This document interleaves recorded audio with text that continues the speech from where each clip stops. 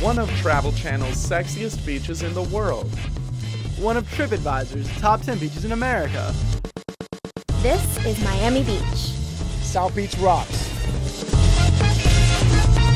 Attracting tourists from all over the world, visitors and residents enjoy our vibrant and sexy beach year-round. We're from Sweden. We love South Beach. Miami Beach. 24/7. There's so much to do, you'll need the extra hour. Welcome back to CityVision. It was a clean sweep for over 500 volunteers on Miami Beach. No litter, no fight. Keep our beaches clean. One more. The city teamed up with ECOM, the environmental coalition of Miami Beach, to host the Big Sweep Cleanup. Over 500 people gathered to clear South Beach of trash and hundreds of cigarette butts. You ready? Look at this thing. Ew. And their prize is called Keep It Clean. Organizers made it into a contest with prizes being given out for the people who picked up the most garbage. Brenda Jordan was one of the winners. For me, it's very important that we keep our beaches clean because that is a natural resource that we're so rich in here in Miami Beach. And we're very fortunate, people who live here, and we need to start the program that when tourists come, they follow suit on keeping this beach clean. This is the second year of the Big Sweep Cleanup, and let's face it, our beaches are the best. Hey, they are. And the city and the county work together to keep them that way with beach cleanups and renourishment efforts. It's a heavy-duty job hauling in sand from Central Florida to beef up our beaches. One of the 4 erosion hotspots in Miami Beach is here at 65th Street. Miami-Dade County is funding the renourishment efforts in this area at a price tag of $700,000. Beach erosion is a natural process that is mainly attributed to weather. Well, the project is super important because we know that we live, work, and play all directed around the beach. So it's very important for us to maintain a healthy shoreline and maintain a healthy width so that we can all be able to enjoy it for all the different activities that we do. Renourishment activities are also important to endangered sea turtles that seek the shoreline to lay their eggs. Miami Beach continues to make great strides to help our environment. Just a few months ago, the city and county made single-stream recycling available in Miami Beach. No more sorting your paper and plastic. And now, residents and visitors don't have to miss a beat to recycle in our popular pedestrian-friendly areas in our city.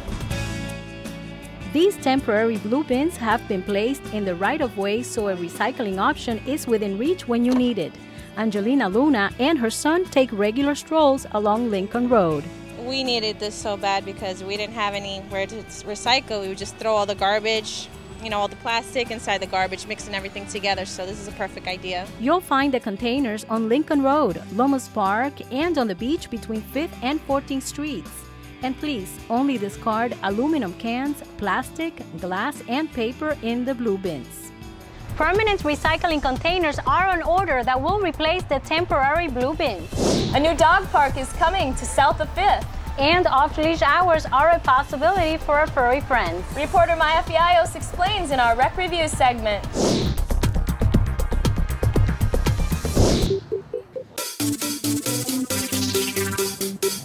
This Bark Park on 2nd Street in Collins is getting a sister park next door. Here's an early rendering of the vision for the space on 2nd and Washington. Dog parks and dog owners are very much a part of our community, and what they have to say matters to us.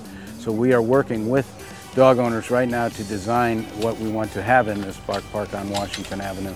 It will include amenities like doggy water fountains and trees. Together, the 2 sister parks will make up the largest Bark Park in Miami Beach. More space for new puppies like this to let off steam.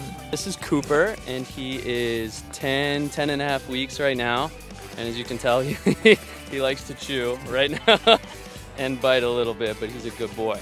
Santini, Reali, and Cooper often visit South Point Park.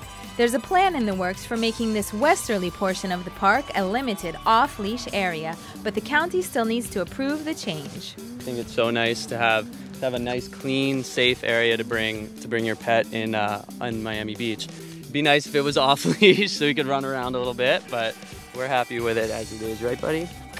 If the county approves the off-leash space, dog owners would be able to take their pooches here to run free from sunrise to 9 a.m. Until then, dogs must be on a leash in South Point Park. Keep in mind there are 3 other bark parks for you and Fluffy to enjoy at Flamingo Park, Pine Tree, and Belle Isle.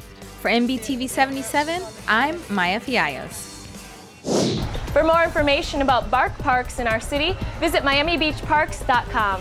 A day at the park or splashing in the pool, there's lots of ways that children can spend their summer break in Miami Beach. Well, let's take a look at how our city's Parks and Recreation Department also kept learning high on the list this summer. I can do something special. We always try to spark up their reading skills, and we encourage the kids to read throughout the summer. Storytelling is a fun way to keep reading skills sharp. The Parks and Recreation Department organized the Splash into Summer reading event. All summer camp participants got to pick out a free book. I love to read because you can learn from reading. The end. Many Miami Beach students are looking forward to starting the new school year and taking advantage of some of the new clubs and programs that combine science and fun. In our Next Generation segment, we show you how a unique partnership is bringing kids closer to the sea that surrounds us.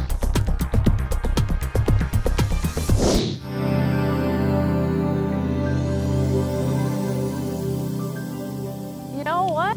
It's a crazy world out there.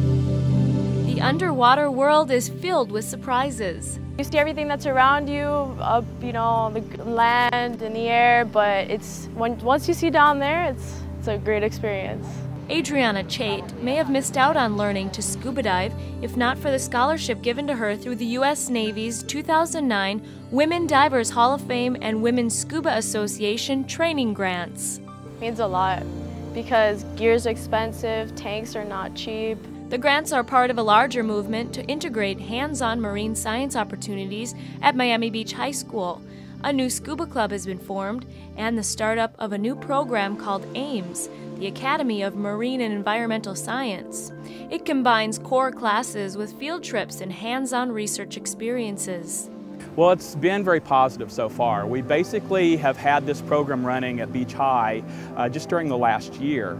And we started out with approximately 100 kids, and now we have about 200 kids signed up for our classes with the program starting in this fall over at Beach High. The pilot program at Miami Beach High was coordinated through the Celebration of the Sea Foundation's World Ocean Watch program and other community support. The results are reaching far beyond good grades. Well, when you see kids that are petting a nurse shark, or they've got a big, Goliath grouper in their arms, it's kind of extraordinary. It speaks for itself. With their eyes wide open, you got their full and undivided attention. So they're not thinking about school, but they're definitely thinking about marine science and the environment and animals and how they can protect them. For more info on this educational collaborative, visit celebrationofthesea.org. On our next edition of City Vision, they're sprucing up at the Botanical Gardens. We'll show you the plans for this urban paradise. Kids help keep our water basins clean while learning a valuable lesson about our environment. And the budget is complete. The city cut millions of dollars from the budget without cutting your essential services. And that wraps up this edition of City Vision. We hope you enjoyed it. We do. Thanks for being with us today. We now leave you with a look at some fast feet during this year's annual Playground Review. Our Parks and Recreation Department sure knows how to put on a show. Enjoy. Bye-bye, everyone.